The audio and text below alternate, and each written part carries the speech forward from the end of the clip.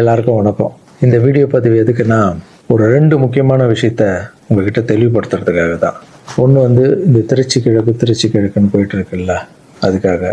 இன்னொன்று நான் ரீசெண்டாக அட்டன் பண்ண ப்ரெஸ் மீட்டில் ஒரு வார்த்தையை கான்ட்ரவர்சி ஆக்கிட்டாங்க. முதல்ல இந்த ப்ரெஸ் மீட்டை பற்றி பேசிடலாம். நான் ப்ரெஸ் மீட்டு கொடுத்துட்டு வந்துட்டேன். ஒரு விஷயத்த கான்ட்ரவர்சியாக மாற்றி அது தப்பாக 2-3 பேர் பேசுகிறேன்னொடனே நான் ட்வீட் போட்டுட்டேன், எழுத்துப்பூர்வமாக போட்டுட்டு, நான் ஏங்க மக்களை போய் அப்படி பேச போகிறேன், நான் ஏன் மக்களை போய் அப்படின்னு நினைக்க போகிறேன். தெரு நாயிலிருந்து வீடு வரைக்கும் புரிதலை பற்றி பேசணும்னு நினச்சேன். நான் பாட்டு ட்வீட் போட்டு எழுத்துப்பூர்வமாக போட்டுட்டு நான் ஷூட்டிங் போயிட்டேன். ஷூட்டிங் பண்ணிக்கிட்டே இருக்கோம். 2 நாளுக்கு அப்புறம் பார்த்தீங்கன்னா ஃப்ரெண்ட்ஸ் எல்லாம் ஃபோனு, நண்பா நீ இதுக்கு ஒரு வீடியோ போட்டால் நல்லாயிருக்கும், எல்லாம் தப்பாக புரிஞ்சிட்டு இருக்காங்க, ஒரு சிலர் இதை அட்வான்டேஜாக எடுத்துக்கின்னு உன்னை பற்றி தப்பாக பேசிகிட்டு இருக்காங்க அப்படின்னா, இப்போ அதான் ஒரு தடவை ட்வீட் போட்டுட்டான்ல, விட்டு நம்ம அதுக்கு போய் சும்மா பேசிகிட்டு இருக்கக்கூடாது. தப்பு நம்ம பண்ணால் பரவாயில்ல, நம்ம தான் பண்ணலையே அப்படின்னு விட்டாச்சு. அதுக்கப்புறம் என்னுடைய ட்ரஸ்ட் குழந்தைங்கள்லாம் ஃபோன் போட்டு, நம்ம படிக்க வச்ச குழந்தைங்க அங்கங்கே வேலை பண்ணிகிட்டு இருக்காங்கல்ல, அங்கிள் நீங்கள் இதுக்காக ஒரு வீடியோ போடுங்க ப்ளீஸ், இது ரொம்ப தப்பாக போய்ட்டுருக்கு அப்படின்லாம் பேசினாங்க. என்னடா இது எல்லாம் அப்படி சொல்கிறாங்களே அப்படின்னு பார்க்கும்போது, வீட்டுக்கு போனால் வீட்டில் அம்மாவும் அப்செட்டில் இருக்காங்க. இதுக்கு தான் நான் ஒன்று அரசியலுக்கு போவானு. நான் ஐயோ இது ஏதோ ரொம்ப தப்பாக இருக்குது போல்.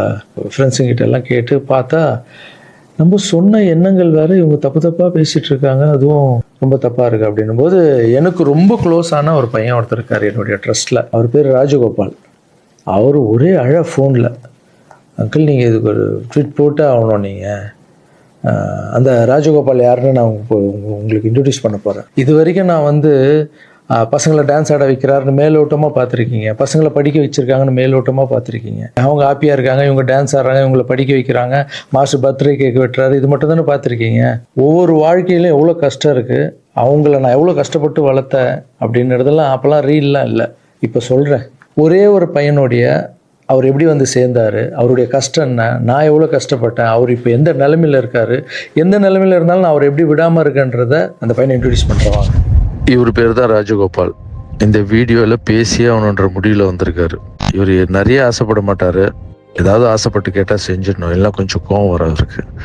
இவர் யாருன்னு முதல்ல நான் சொல்கிறேன். இவர் சேர்ந்தது 20 வருஷத்துக்கு முன்னாடி என்கிட்ட சேர்ந்தார். எப்படி தெரியுமா சேர்ந்தார்? நைட் நான் படுத்துட்டு இருக்கேன், ஒரு 11 மணிக்கு சொல்கிறாங்க, கீழே உங்கள் வீட்டு கீழே யாரோ ஒருத்தர் வெயிட் பண்ணுறாங்க சார், உங்களை பார்க்கணும் அப்படின்னு சொல்கிறாங்க. இல்லைங்க 11 மணி ஆயிடுச்சு, காலையில் வர சொல்லுங்க அப்படின்னு. ஒரு சிலர் படிப்புக்கு ஹெல்ப் கேட்டு வருவாங்க, இந்த ஆர்ட் ஆப்ரேஷன் ஹெல்ப் கேட்டு வருவாங்க அப்படின்னு நினச்சி, சரி படிப்புக்காக தான் வந்திருப்பாங்க நான் நினச்சிக்கிட்டு காலையில் வர சொல்லுங்கன்னு சொல்கிறேன். இல்லை அப்பா அம்மா இல்லை, யாருமே இல்லை, ஊர்லேருந்து உங்களை நம்பி வந்துட்டாராம், ஸோ உங்களை பார்க்கணுன்னு வெயிட் பண்ணுங்கிறார். கீழே போய் பார்த்ததும் தான். அப்போ இவர் கொஞ்சம் நடப்பார், நல்லா நடப்பார். கொஞ்சம்னா பெண்டாய் நடந்து போய் வர அளவுக்கு இவரால் முடியும். போய் பார்த்தேன், அப்படியே கண்ணில் அப்படியே தண்ணி, அப்படியே கலங்கி என்னை அப்படியே கட்டி பிடிச்சாரு 20 வருஷத்துக்கு முன்னாடி இவர். ஸோ அந்த அணைப்பிலே எனக்கு ஃபீல் ஆச்சு, இது வலி உள்ள ரொம்ப இருக்குது, அவருக்குள்ளே நிறைய வலி இருக்குதுன்னு என்னால் ஃபீல் பண்ண முடிஞ்சது. ஏடாக நானும் உட்காந்து கேட்டேன், இல்லை சார் எனக்கு அப்பாவும் இல்லை அம்மாவும் இல்லை யாரும் இல்லை, என்னால் கொஞ்சம் தான் நடக்க முடியும், எனக்கு நீங்கள் உங்களை பற்றி கேள்விப்பட்டேன் சார், நான் இங்கேயே உங்கள் கூடவே தங்கிக்கிறேன் சார், உங்களை பற்றிலாம் நான் படிச்சிருக்கேன் சார், எனக்கு அப்பாவா அம்மாவா இருந்து நீங்கள் என்னை பார்க்கணும் சார் அப்படின்னு. அந்த நைட் டைமு, அவருடைய பேகு, நடக்க முடியாத ஒரு சூழல் அப்படியே பார்த்து, அப்போ தான் நான் ஆரம்பித்து சின்ன குழந்தைங்க இருக்காங்க, பெரியவங்களை எப்படி சேர்த்துக்கிறது உள்ள, குழந்தைங்க கூட போய் எப்படி நம்ம இவங்கள மிக்ஸ் பண்ணுறது, இந்த டவுட்டெல்லாம் இருக்குது மைண்டில், இதெல்லாம் ஓடுது.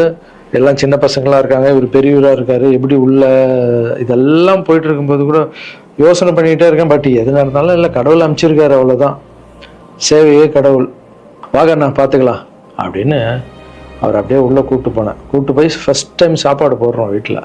அந்த பசியில் அவர் சாப்பிட்டது அதெல்லாம் கூட இன்னும் கூட எனக்கு ஞாபகம் இருக்குது. அந்த பசியில் சாப்பிடும்போது கண் கலங்கிட்டே இருந்தார், அவ்வளோ பசியில் இருந்தார் அவர். ஸோ இவருக்கு கீழே ஒரு ரூம் கொடுத்து, ஆஃபீஸ்க்கு போகிறதுக்கு முன்னாடி கீழே ஒரு ரூம் கொடுத்து, இவருக்குன்னு ஒரு செப்பரேட் ரூம் கொடுத்து, குழந்தைங்கள்லாம் உள்ளே இருப்பாங்க, இவர் மட்டும் ஆஃபீஸ்க்குள்ளே போகிறதுக்கு முன்னாடி ஒரு ரூம் கொடுத்து இங்கே தங்குங்கன்னொடனே அவர் அழுது எல்லாம் பயங்கர ஹாப்பியாக ஸ்டே ஆகிட்டார். அப்புறம் பார்த்தீங்கன்னா அப்படியே காலம்போது என் கூடவே இருக்காரு, ஹாப்பி, எல்லாமே மறுபடியும் இம்ப்ரூவ் ஆயிடுச்சு. ஒரு 3-4 வருஷத்துக்கு அப்புறம் ட்ரஸ்ட்டுக்கு நிறைய பேர் போகிறது இதெல்லாம் இருந்தது. அப்புறம் ஆஃபீஸில் உட்காருவோன்னா இவர் ரூம் பக்கத்துலேயே இருந்ததால் நான் என்ன சொன்னேன்னா, கண்ணா நம்ம ரூம் நம்ம மேலே மாற்றிக்கலாம், ஏன்னா ஆஃபீஸ் இருக்குது, உங்களுக்கும் தூங்கணும், டிஸ்டர்ப் ஆகும், நிறைய க்ரௌட் வந்துட்டு போகிறாங்க அப்படின்னு கேஷுவலாக, நம்ம பிள்ளை தானே, நீ மேலே எடுத்துக்கிடா கண்ணா அப்படின்னு சொல்லிட்டு போயிட்டேன். திடீர்னு நைட்டு ஃபோன் வருது, ராஜகோபால் கழுத்தை அறுத்துக்கிட்டாரு, அவருக்கு ரத்தம் ஊற்றுதுன்னு. என்னன்னு புரியல. நானும் ஒய்ஃபு எல்லாம் பதறிச்சுட்டு ஓடணும். போய் பார்த்தா ஒரு பிளேடில் எடுத்து கழுத்தை அறுத்துட்டு இருக்காரு. என்னன்னு ஒர்க்கர்ஸ் கிட்ட கேட்டால் அவங்க சொல்கிறாங்க, இல்லை நீங்கள் கீழே ரூம்லேருந்து மேலே மாற்றிட்டீங்களா அப்படின்னு. பார்க்கறதுக்கு தான் இவர் விளையாட்டு போல மாதிரி இருப்பார், அமைதியாக இருப்பார், பயங்கர வால் இது. உடனே நைட்டு ஹாஸ்பிட்டலுக்கு அந்த சூழலை கொஞ்சம் நினச்சி பாருங்கள. இதெல்லாம் இல்லாமல் நான் நார்மலாக நிம்மதியாக படம் பண்ணணுமா, வந்தோமா, எக்ஸசைஸ் பண்ணணுமா, தூங்கணுமா அப்படின்னு நான் இருந்திருக்கலாம்ல. மக்களுக்கு ஏதோ ஒன்று பண்ணணும் தானே. இந்த ஒரு பையனுக்கே எப்படி நைட்டெல்லாம் போய் ஹாஸ்பிட்டலில் உட்காந்து அவருக்கு என்ன ஆகுமோ ஏது ஆகும்னு பயந்து, அதுக்கப்புறம் கூப்பிட்டு வந்து எதுவும் ஆகலன்னு கண்ணா இப்படி பண்ணாதுன்னு அதுக்கப்புறம் தான் அவரே புரிஞ்சுக்கிட்டார். ஒரு மாதம் மேலே இருந்தவொடனே, ஆமாம் மாஸ்டர் கீழேன்னா எல்லாம் வந்துட்டு போவாங்க, எனக்கு தூக்கமே இருக்க, மேலே நிம்மதியாக இருக்கு மாஸ்டர், ஹாப்பியாக இருக்குன்னு. இந்த மாதிரி பசங்களுக்கு டக்குன்னு கோவம் வந்துடும். அதை புரிஞ்சுக்கணும். இந்த ஒரு பையனுக்கே இந்த ஸ்டோரி இருக்குது. அதுக்கப்புறம் இவர் என்ன பண்ணார், நல்லா நடந்திருந்த பையன் வெளியே போவாதுன்னு சொன்னால் என்ன கேட்காம ஏதோ வெளியே போயிருக்காரு. ஏதோ ஒரு இடத்துல போய் விழுந்து பேக் போனு அடிபட்டுருச்சு. அவ்வளோதான், ஆப்ரேஷன் பண்ணாதான் இவரால் உட்காரவே முடியும்னு சொல்லிட்டாங்க. சரி, ஒரு ஹாஸ்பிட்டல் நான் டிசைட் பண்ணி ஆப்ரேஷன் போனாலும் நான் இந்த ஹாஸ்பிட்டல்லாம் ஆப்ரேஷன் பண்ணிக்க மாட்டேன், நான் காவேரி ஹாஸ்பிட்டலில் தான் ஆப்ரேஷன் பண்ணிக்கன்னு சொன்னார் அவர். ஏன்டா அது காவேரி ஹாஸ்பிட்டலில் அந்த டைமில் வந்து கலைஞர் ஐயா இருக்கார்ல, அவர் வந்து அந்த ஹாஸ்பிட்டலில் உடம்பு சரியில்லாமல் இருந்தார். இவர் அந்த நியூஸ்லாம் பார்த்துட்டு காவேரி ஹாஸ்பிட்டல் தான் சிஎம்லாம் இருக்காங்கல்ல, அதான் பெரிய ஹாஸ்பிட்டல், அங்கே தான் எனக்கு வேணும் அப்படின்னு. என்ன பண்ணுறது, தம்பி போல புள்ள மாதிரி வந்துட்டாரு. அதே காவேரி ஹாஸ்பிட்டல் கூட்டு போய் அங்க ஒரு டாக்டர், இப்போ டாக்டர் பேர் என்ன கண்ணா? ஷாம் சுந்தர் டாக்டர். இப்ப கூட போய் பார்த்துட்டு வந்தீங்கல்ல, இப்ப கழுத்துக்கு அவர் ப்ராப்ளம், இப்ப போய் பார்த்துட்டு வந்திருக்காரு. உங்களுக்கு ஆபரேஷன் எத்தனை நாள் ஆச்சு, எத்தனை வருஷம் ஆச்சு? 5 வருஷம் ஆச்சு. 5 வருஷத்துக்கு முன்னாடி அந்த காவேரி ஹாஸ்பிட்டலே போய் இவருக்கு ஆபரேஷன் பண்ணி, இதெல்லாம் பப்ளிசிட்டி பண்ணணும்னு சொல்லியிருந்தா கீழே விழுந்தது போட்டிருக்கணும், ஆபரேஷன் டாக்டர் எப்படி பண்றாருன்னு போட்டிருக்கணும். ஆபரேஷனுக்கு அப்புறம் என்ன தெரியுமா நடந்தது, அதுதான் ஆபரேஷனுக்கு அப்புறம் இவரால் நடக்க முடியாது, ஒரு ஆளை போட்டு தான் பார்த்துக்கணும்னாங்க. அப்புறம் இவருக்கு ஒரு அம்மா வேலைக்கு ஆளை போட்டோம் இவரை பார்த்துக்கிறதுக்கு வீட்டில். இதெல்லாம் என் சொந்த வீட்டில் வளர்க்குறேங்க, நான் ஃபர்ஸ்ட் வாங்கின வீட்டில் வளர்க்குறேன். ஆமாம், இதெல்லாம் என்ன சர்வீஸு, மக்களுக்காக பண்ணுறது. மக்கள் பணத்தால் தான் நான் நல்லா இருக்கேன். மக்களை போய் நான் தப்பாக பேசுனேன்னு சொன்னோன்னே வலிச்சிருச்சு. எங்கள் அம்மாவே வீட்டுக்கு போகிறேன் அழுதுட்டாங்க, இதுக்கு தான் நீ அரசியலுக்கு போவானான்னு சொன்னேன். ஒரு பையனுக்கு எப்படின்னா எத்தனை ஃபிசிக்கல் சேலஞ்சு நீங்கள் பார்த்துருப்பீங்க, என்னெல்லாம் நடந்திருக்கும் என் லைஃப்பில். அதை விட 60 குழந்தைங்களுக்கு என்னென்ன ப்ராப்ளம். ஒரு குழந்தைக்கு கொரோனா வந்து எல்லா குழந்தைக்கும் கொரோனா வந்து. இப்போ தான் வந்து ட்ரஸ்ட்ல எல்லா பசங்களும் பெருசாகிட்டாங்க, ஒரே ட்ரஸ்ட்ல இருக்கக்கூடாதுன்னு பசங்க அங்கங்கே படிக்க வச்சு அவங்க பாட்டி வீட்லேயே அங்கங்கே இருக்காங்க. இப்போது ஒரு வாரத்துக்கு முன்னாடி தான் ஃபாதர்ஸ் டே வந்தது. நான் வளர்த்த குழந்தைங்க எல்லாரும் எனக்கு வந்து செலிப்ரேட் பண்ணுறாங்க. இன்னும் நம்ம இங்கே தானே வளர்ந்தோம், அப்பா தானே வளர்த்தாருன்னு என்னை பார்த்து இந்த பூச்செண்டு கொடுக்கும்போதெல்லாம் எனக்கு அவ்வளோ ஒரு சந்தோஷம். அதனுடைய அன்பு பார்த்தீங்கல்ல, யாருக்காவது கிடைக்குமா? ஸோ இதெல்லாம் மக்களுக்கு மேலே வச்சுட்டு இருக்க அன்பு மட்டும்தான். நீ பேசணுமா? என்ன பேச போற? அதான் நான் அங்கிள் சொல்லிட்டேன் உன்னை பற்றி எல்லாமே. இல்லை, நான் கொஞ்சம் உண்மையாக சொன்னேன். சரி சொல்லு. இது வந்து யார் நம்ப மாட்டாங்க. இப்போ நான் வந்து பாதிக்கப்பட்டவன். சரி சொல்லு. நீங்க எப்படி பார்த்துட்டீங்கன்னா அந்த கடவுளுக்கும் எங்க அம்மாவுக்கு தான் தெரியும். இது நான் வந்து மக்கள் மாதிரி உங்களுக்கு நான் உண்மையாக சொல்றேன். நான் கும்பல அனைத்து கடவுள் மேலானேயும் என்னை பெற்ற அம்மா மேலானேயும் சொல்றேன். இந்த பின்னாடி நிற்காதுல்ல, இவர் எங்க சார் மட்டும் இல்லை, எனக்கு அம்மா அப்பா எல்லாமே இவர் தான். எங்கள் அப்பா பெரிய கோடீஸ்வரர் அப்படின்னு என்னை வந்து நான் இப்படி வாழ்ந்துட்டேன் அப்படின்னு எங்கள் அம்மா என்னையும் அனாதையை விட்டுட்டாரு. எங்கள் அம்மா என்னை விட்டு போனதுக்கப்புறம் இந்த உலகத்தில் எப்படி வாழ போகிறோம் அப்படின்னு ரொம்ப தயக்கமாக இருக்கு. இது நீ ஃபீல் பண்ணக்கூடாதுன்னு நான் பேசினேன். இங்கெல்லாம் அதெல்லாம் இருக்கக்கூடாது, புரியுதா? இல்லை டே ஆமா, இதெல்லாம் அழக்கூடாது. நீ ஸ்டாப் பண்ணி பேச வேணாம், நீ பேச வேணாம். நான் பேச ஆகணும். உனக்கு அடைக்கண்டா, தொண்டை அடிச்சுன்னா பிரச்சனை வரும். என் உயிரை போனாலும் பரவாயில்ல, என்ன என் உயிருக்கு கொடுத்து நீங்க இப்போ எங்க அம்மா எங்க எப்படி 10 மாதம் சுமந்து பெற்றாங்களோ அது மாதிரி இப்போ நான் உயிரோட உங்க முன்னாடி இருக்கேன்னா இந்த இவரு கொடுத்த தைரியமும் இவரு கொடுத்த 10 லட்ச ரூபா செலவு பண்ணி தான் நான் இப்போ உட்காந்துருக்கேன். இன்னொரு தகுதிக்கு அவ்வளோ கூடிய ஹாஸ்பிட்டல் நான் போய் ஆப்ரேஷன் பண்ணது கனவுக்குள்ள நினைக்க முடியாது. ஒருத்தங்க ஹாஸ்பிட்டல் போய் சேர்க்கும் போது அவங்க சொந்த பண்ணோம் ஏதாவது வந்து பார்ப்பாங்க, ஆனால் என்னையாலும் வந்து பார்க்கறதுக்கு ஆள் கிடையாது. ஆனால் என் மாசு அந்த ஒரு கோலை கூட தெரியாம டெய்லி வந்து பார்ப்பாரு. போதும் உங்க பேர் ஆல்ரெடி கழுத்து வலியில இருக்க, ரொம்ப பேச எமோஷனல்லாம் டிஸ்டர்ப் ஆகும். உங்களை கிட்ட போய் சொல்றது இந்த உலகத்துக்கு நான் வந்து நீங்க எப்படி சொல்லி நான் போனா கூட பரவாயில்ல. ஏன்னா உங்களை எல்லாரையும் தப்பா பேசுறேன், எனக்கு ரொம்ப கஷ்டமா இருக்கு. சரி சரி, அதெல்லாம் புரிஞ்சுப்பாங்க கண்ணா. அதெல்லாம் மக்கள் தப்பா பேசல, தப்பா பேசுற மாதிரி பண்றாங்க. நான் சொந்த வீட்டை கூட எங்களுக்காக கொடுத்துட்டு ஒரு வாழை வீட்டுல போயிருந்தாரு.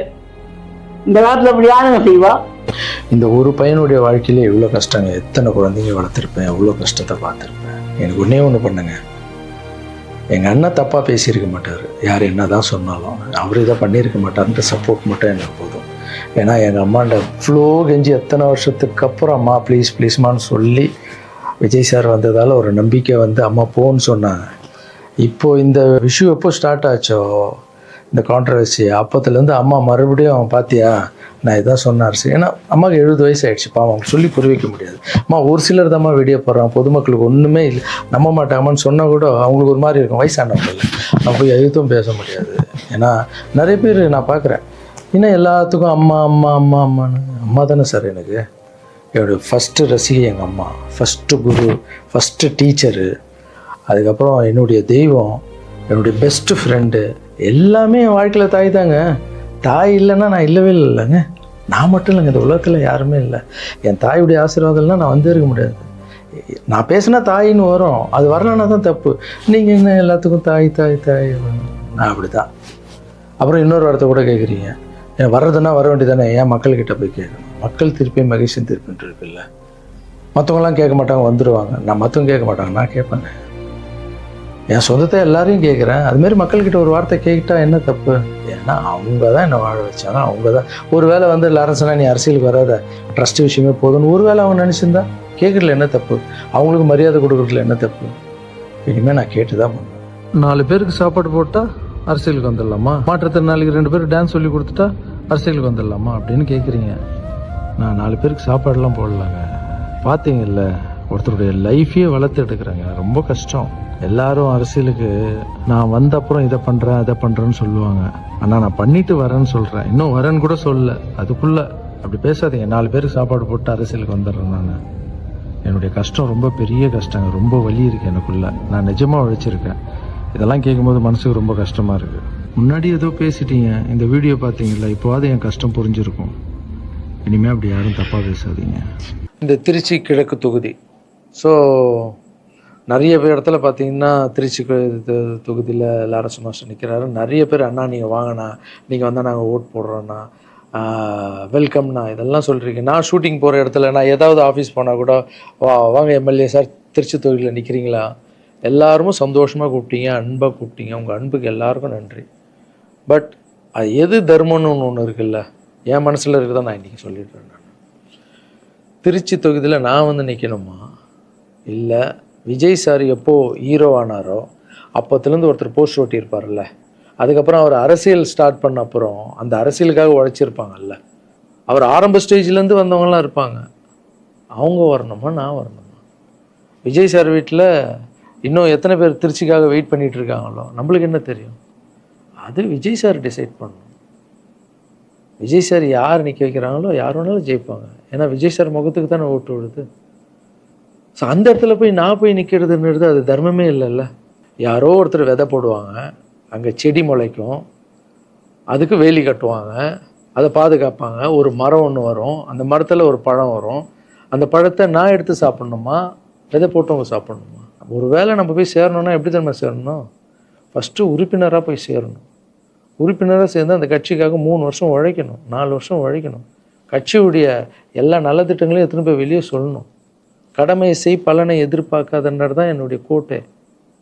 உழைக்கணும். அப்புறம் கட்சி மேலிடம் பார்த்து சிஎம் பார்த்து நல்லா உழைக்கிறாங்க ஒரு போஸ்ட்டு கொடுத்தா அந்த போஸ்ட்டில் நம்ம இருந்து என்ன பண்ணணுமோ அதை பண்ணணும். அது தர்மம். நான் ஃபஸ்ட்டு என்னுடைய நிலைப்பாடை சொல்கிறேன். நான் எதுக்கு அரசியல் வந்திருக்கேன், ஏன் வந்திருக்கேன், யார் கூட போக போகிறேன் அப்படின்றத இன்ஃபார்ம் பண்ணுறேன். ஒரே ஒரு விஷயம் அவர்கிட்ட ஹெல்ப் கேட்க போகிறேன், எனக்காக இல்லை.